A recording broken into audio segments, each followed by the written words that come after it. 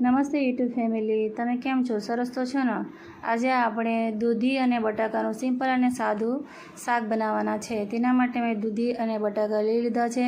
એને સમારીને ધોઈ નાખીને એને બંનેને કાપી નાખ્યા છે બરાબર રીતે.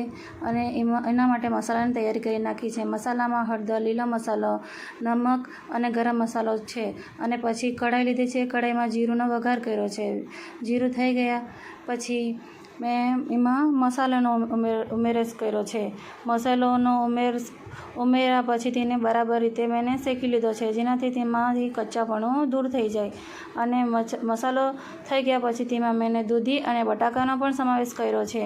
અને તેને બરાબર રીતે મેં મસાલા સાથે મિક્સ કર્યો છે, જેનાથી મસાલો બરાબર અંદર ભેળવાઈ જાય અને તેમાં બરાબર રીતે પચી જાય. અને શાક થવા માટે મૂકી લીધું છે.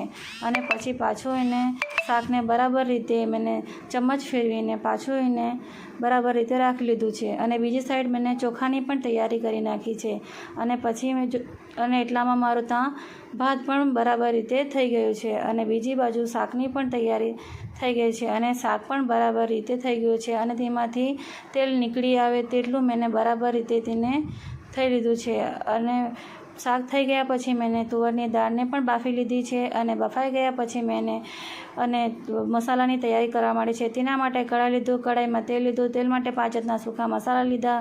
અને સૂકા મસાલા નાખીને પછી લીલા મસાલો લીધો. અને લીલા મસાલામાં હળદર, મીઠું, મરચું, લીલો મસાલો એવો મસાલાનો સમાવેશ થાય છે. અને તેને પણ મેં તેલમાં નાખીને બરાબર શેકી લીધા છે. અને જ્યાં સુધી તેલ ના દેખાય ત્યાં સુધી તેને બરાબર શેક્યા છે. અને શેક્યા પછી મેં તેમાં દાળનો પણ સમાવેશ કર્યો છે. અને દાળ બી બરાબર અંદર નાખી લીધી છે. અને બરાબર અને બધા મસાલા સાથે તેને મિક્સ કરી લીધી છે. અને પછી તેમાં મેં આમચૂર અને ખાંડનો પણ સમાવેશ થઈ ગયો છે. એટલામાં મારી દાળ પણ તૈયાર થઈ ગઈ છે. અને તેમાં પણ ઉકાળો બરાબર રીતે આવી ગયો છે.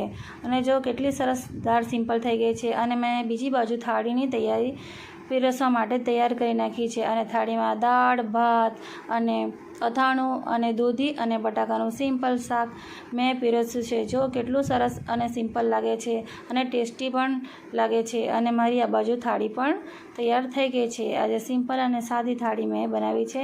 મારા ચેનલ લાઈક કરો, શેર કરો અને સબસ્ક્રાઈબ કરો. ધન્યવાદ તમારો.